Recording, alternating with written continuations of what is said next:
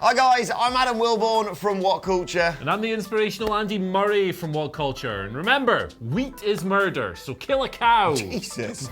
Coming up, my favourite sandwich filling is cheese and ham. I've got some big announcements for you surrounding SummerSlam. I'm really hard, which means I have no fears, but here's an update on a manager for Sean Spears. Tomorrow, I'm off on holiday, a stag do, beers, tinnies, a few cans. But Alexa Bliss has been shooting on WWE Fans. I don't like Pokemon, it's really lame, but here is an update on some new NXT names. I love dancing. My favourite is the jive. But I've got some huge news for you about a celebration for SmackDown Live. This is the news. Something whitest man alive. Let's get things started with a little story about King Kevin Owens, the current ace of SmackDown Live, ruling the roost. Last night he was all over the place, he got kicked out by Shane, he showed up, we found out that Shane can no longer take a stunner, which is really weird. Then in the night's main event we got Kevin Owens versus Dolph Ziggler again. Every heel in the world came to the ring. Kevin Owens ended up giving Shane a stunner that he actually took correctly this time, ran off. Shane was fuming. Well, apparently, according to recent reports, this will be heading to an angle or a match where Shane gets banished from current storylines. His role will be reduced. Kevin Owens will be the one to kick him out, thus becoming the biggest hero of all time to many, many fans. And now it looks like there's a chance, I say chance, I mean, you know, a sliver of a pinch of shepherd on this one. There's a chance they might be wrestling at SummerSlam inside a steel cage. This is, of course, according to Brad Shepard, whose track record is rather dubious, admittedly, of the Oh You Didn't Know podcast. I wonder where he got that name from. Who tweeted the following: I'm told WWE is discussing the idea of Kevin Owens versus Shane McMahon at SummerSlam in a cage, and their last match was, of course, inside Hell in a Cell. Note that he says, I'm told WWE is discussing, which keeps him in the clear for when it doesn't happen. Yeah. I think as much as we do take this with a pinch of Brad Shepard, I do think this would be one of the best stipulations you could have for this kind of match. You always need a bit of smoke and mirrors in a Shane McMahon match. Obviously, he had the steel cage match with The Miz that he escaped via sweat. That was hilarious. But his track record, especially in terms of like big structures, is chucking himself off them in front of his kids, and that'll get a huge pop in Toronto, especially if Kevin Owens wins somehow. Canadian man, Kevin Owens. It's like, the thing about this match, however, is that you look to the recent track record of Shane inside structures. Is like, we got the Undertaker dive, obviously. That was kind of fun, but it came after like 25 to 30 minutes of complete and utter bollocks. I remember nothing from that match other than that dive. Yeah, and the previous Kevin Owens match, I think it was close to 40 minutes inside Hell in a Cell. It was not brisk, it was not exciting, aside from the obvious. But if this angle ends in Shane just getting his ass kicked and leaving, then it's probably for the better of the programming. I kind of like his heel character, but he's all over the place. He's hogging airtime from wrestlers who could be doing cool things. And yeah, it's probably time for him to go. Yeah, exactly. As much as this is pure speculation, I think it could well happen at this year's SummerSlam. And speaking of SummerSlam, we got a match actually made official last night on SmackDown Live. It will be Bayley versus Ember Moon for the SmackDown Women's Championship. Bayley actually picked Ember Moon after she tagged with her to take on Sex and Violence in a very brief tag team match. And she said, look, I want to face someone new, different, someone who's really going to give me a challenge. She picked Ember Moon. This is great stuff. Yeah, I mean, it should be a really good match. Like, you look at it on paper, it's pretty much the two best, well, apart from Charlotte, two of the best women's wrestlers on the SmackDown roster. And, you know, Ember's been waiting a long, long time for a big opportunity like this. The Mandy Rose Sonya Deville feud had kind of run its course, so I was quite glad in a way that Bayley and Ember smashed them in like a minute and a half last night. And yeah, now we can at least look forward to a really cool match between a champion who has really been rebuilt in 2019 and now looks really, really strong, and someone who has been waiting for this chance for ages. That is the third match, of course, officially on the SummerSlam card. Far better, in my opinion, than the Raw Women's Championship match between Becky Lynch and Natalya. And of course, we're also going to get Brock Lesnar versus Seth Rollins for the Universal Championship. A lot of speculation coming out of last night's SmackDown as well, where I should update you that Eric Bischoff was not involved in any way whatsoever, despite our video yesterday today saying, wonder what it's going to be like with him in charge tonight. Yeah, he wasn't there. He wasn't involved in it whatsoever. And in other good news, Daniel Bryan is not retiring. Just trying to cover everything off from SmackDown here. Daniel Bryan is not retiring. Dave Meltzer has confirmed that. I know he did a sort of non-announcement last night, but I sense that it's leading towards something in storyline as opposed to something IRL. And the other speculation coming out of last night's SmackDown is the fact we could be getting Randy Orton versus Kofi Kingston for the WWE Championship at SummerSlam after Randy pinned Kofi on last night's SmackDown. Yeah, very New Japan bit of booking there from WWE. Pin Guy in tag match, get singles match with Guy. Smart, makes sense. Randy Orton. Great story as well. Yeah, 100%. Like Randy Orton as this like sociopathic bully will be a really good foil for everyone's lovely favourite babyface champion. I'm looking forward to that.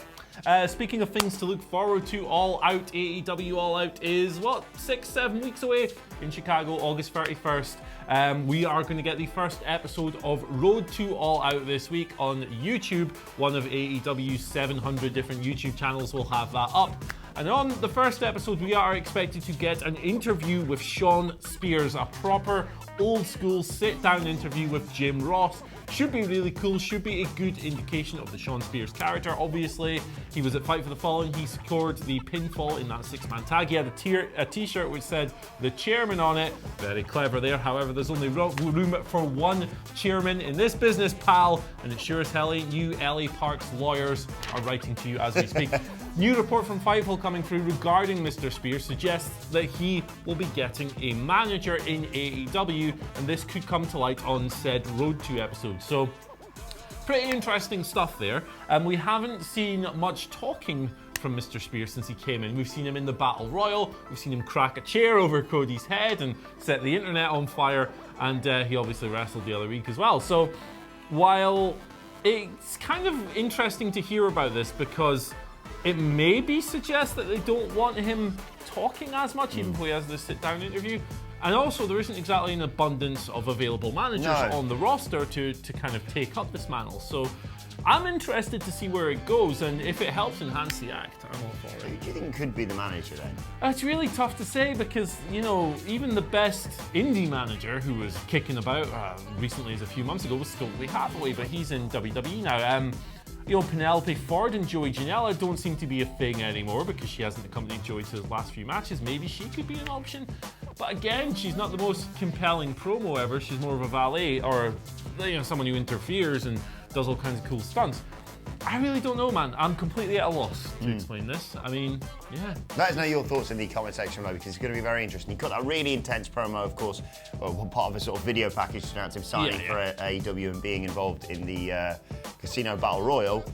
But yeah, we haven't heard a lot from him since, and it's been interesting. I think he's great. If this may well work for him. Some people work far better when they've got a mouthpiece for them. Right, let's move on to an update on Raw from the other night. Of course, we had that fatal four-way elimination match to determine the woman who's going to face Becky Lynch at SummerSlam. It went quite long. It wasn't that great. We had chants of "This is awful, boring, we want Sasha," and "Let's go Cena, Cena sucks," which is a real seal of, yeah, the fans weren't that into it. And Alexa Bliss took to Twitter afterwards to tweet the words, "Just disrespectful." She has been shooting on WWE fans since then, replying to certain comments on her Twitter surrounding her reaction to fans. I think she said she wasn't really bothered about cheering or booing, but those sort of chants just show a complete lack of respect for the performers in the ring. On the one hand, I can see where she's coming from, but on the other hand, I wasn't that into that match. Yeah, I completely disagree with Alexa Bliss here. I think she comes off extremely thin-skinned with these responses, for one. Number two, it's up to the performers to craft something worth cheering for. The crowd have paid their money. They're going to react however way they want, and they're entitled to do that. If you want them to hold attention and react positively, you have to give them work that is worthy of that. You have to give them a great match. Now, while I appreciate that, you know, maybe the road agent's saying, hey, go for 25 minutes, entirely too long, put them in a difficult spot. If the work is subpar, the audience have a right to let them know, and that's what they did. I mean, sorry, don't be so thin-skinned. You're a professional. Like, you imagine if we sat there on Twitter all day just complimenting on nasty comments, responding to nasty. It's just silly. I'd get nothing done if I did that to me. Yeah, to be honest. Yeah, just stop it. Be better. Yeah. Like, come on. Like, although I do wonder why they were chanting "Let's go Cena." Did they want him to interfere or something? John Cena They were comes this down. far away from a bloody CM Punk chant. So. Yeah, AEW chants. I'm surprised we didn't get those. Let's move on to NXT, the Performance Center. We've had lots of NXT name changes recently, and we've got a whole bunch. Rick Buggs. We got a whole bunch more from the Performance Center website. I'm just going to read these out. There's like 10 of them. Most of them haven't made TV yet, so they're, you know. We'll go with, first of all, Malcolm Bivens, who is the artist formerly known as Stokely Hathaway, is now called Courtney Moore. Courtney, yeah. That's a weird spelling of that name. Weird. Brendan Williams is now called Dio Madden. I like that. Yeah, Dan Mappa, aka Big Simon Miller, and Simon Miller's a big man, but Dan Mappa's kind of like a stretched out version of him, is now called Dorian Mack. MJ Jenkins is now using her real name, Monique Jenkins, former Mae Young Classic competitor. Nick Comaroto is now called Nick Ogarelli. I like Ogarelli, it sounds like ogre, so I'm here for that. Yeah. Yeah, Italian ogre. Robert Strauss, the former Robbie E, is now called Robert Stone. Good. Rachel Evers is now going by Rachel Ellering once again, which makes sense because she's Paul Ellering's daughter, so legacy and all that stuff. And the 3.0 tag team, they were once known as Scott Parker and Shane Matthews, are now going by their real names Jeffrey Parker and Matthew Menard Lee. So, mixed bag, I would say. What's your favourite of those? Ogarelli for me, Italian ogre. Get in there. I like Dio Madden. Dio Madden's title. Yeah. Madden. Brendan Williams. Bit of a problem. And Robert Stone. Yeah, Bobby. Big Bobby Stone. Big Bobby Rock. Yeah, cool. This is really crap, isn't it? Right, let's move on to our final news story of today. Of course, the Raw reunion is less than a week away now, with loads of megastars, including the Boogeyman, showing up on Raw next week. And apparently WWE have got major plans for the SmackDown 20th anniversary, which is coming up, I do believe, later this year. According to Dave Meltzer, there's going to have anniversary celebrations similar to the Raw reunion, with loads and loads of legends making an appearance on SmackDown Live. The only real question mark here is when it's going to happen. Now, traditionally, they've aired between sort of September 23rd and October 10th, although, of course, the very first SmackDown aired on April 29th back in 1999. Now, the first Fox episode starts on Friday, October 4th, so there's a lot of speculation that they may hold back and have that massive celebratory Legends episode as part of their first SmackDown on Fox. What do you think this is an idea? It will draw a lot of eyes to it, but it will present a weird representation of the product. Yeah, that's exactly it. Like, I think for the first show on Fox, that's a really kind of lame idea, particularly as we're getting the Raw reunion, and then like 2.5 months later, or 3 months, whatever it is, we'll have the same thing on SmackDown. I'm not 100% into that. I get the idea of bringing big stars forward for this episode of SmackDown to present it as the big time as they want to do. But at the same time, I personally would rather they give a representation of what the product is going to be going forward, and guys like Steve Austin are not going to be appearing every week. So let's just see what they do. On the other hand, it would be kind of cool maybe to see them show the last episode of SmackDown on the USA. Maybe that would be a good farewell instead of a debut on Fox. Yeah, I'd really like to see something like that, but let us know your thoughts in the comments section below, and we'll move on to your Twitter questions now. Don't forget you can tweet them to us at WhatCultureWWE. Starting with a question here from Gifted Pink, who says, what's a storyline you'd love to see play out with the current roster, but don't trust WWE to handle appropriately or right well? Do you want to go first? I need to think. I realise he said current roster there. My initial thought when I read this is the call-up of the Undisputed Era. I'm really worried about when they actually do that. But I'm just going to say something I don't trust them to do well. Daniel Bryan winning the Royal Rumble and going on to win at WrestleMania next year. That should happen. He should turn face slowly but surely. He's hugely over. He doesn't take that much to turn him babyface again. And then having him finally win the big one at WrestleMania and having win the bloody Rumble, for God's sake, is something that needs to happen. And I'm just worried they're just going to be like, yeah, that probably should happen, but there's a million other ways we can get him to WrestleMania, whereas he deserves that win and that path to Mania for me. Yeah, totally agree. I think one for me is one that a lot of people have been asking for a long, long time, one that I don't think we'll ever get, but a Roman Reigns heel turn.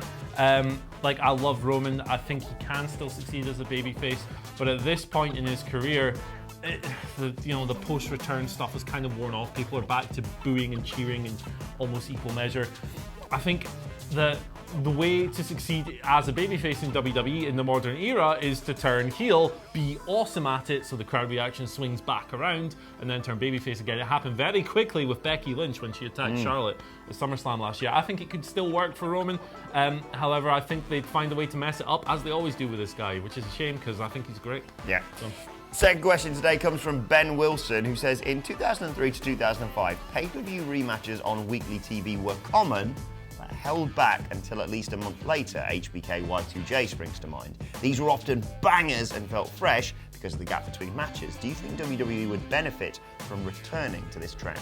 Yeah, I definitely think so. I think the way they book rematches at the moment, it feels like same old, same old, same old. Do they happen so soon and for no apparent reason? And there's very little in between to sink your teeth into. I think that's a really good idea. You know, WWE get criticised for rematches all the time, but if you look at New Japan's booking in 2019, they've booked a lot of rematches as well, and they're getting no stick for it. Now, that's not because of some inherent bias, it's because of the way they handle these things. They space them out, they make them feel earned, so when the rematches come around, it's more like, cool, I really want to see a continuation, an expansion of what I saw the first time around, rather than just a wash, rinse, repeat a couple of weeks later. So there is definitely a way to book rematches and make sure they stay over, and that's probably it. Yeah, I think the whole thing is fans don't want to just not see rematches anymore. We want rematches, but we want justifications for it, and that's the one thing that WWE have been missing recently. Final question today comes from Sean Acklin, who says, simple question, do you guys think it's worthy of dethroning Walter at WWE UK? Perhaps, but I think for it to be worthy, you need the right challenger. I'm not sure that the right challenger exists at the moment. The problem with the NXT UK brand is that, for me, I feel like there's a really big gap between the top level stars and everyone else. Now, everyone else is an extremely talented roster, but they don't feel like they've been elevated to the same level as Walter, Pete Dunne, Tyler Bate, maybe Trent Seven if you want to include him in that conversation. I think that it might come a little bit too early. It's only a couple of months away. Ideally, when you want someone to kick Walter off the throne, you want a similar situation to Pete Dunne, where the person, it just feels right. There's a performer of a similar stature ready to take the belt, and at this stage, I don't think they have that. No. I've seen Walter against Jordan Devlin in quite a few other promotions. I think they could build him really, really well, but they need to book it right, and I think it would become too soon for WWE UK. And I sense if they are going to take the title off Walter, it's going to be one of the big NXT, Big Four NXT shows alongside the Big Four WWE shows. Right, let's move on to today's and finally.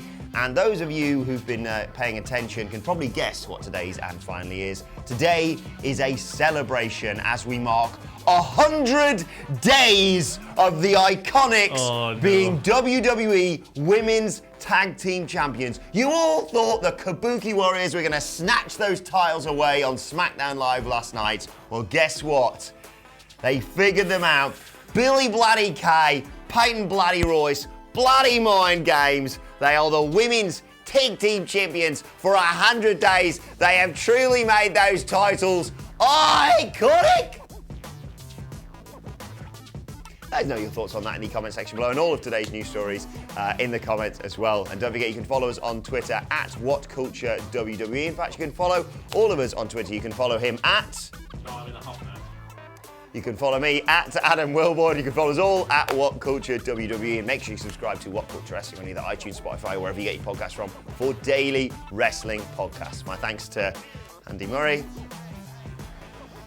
Thanks to the Iconics for making those tag team titles feel so special for me. Thank you for watching.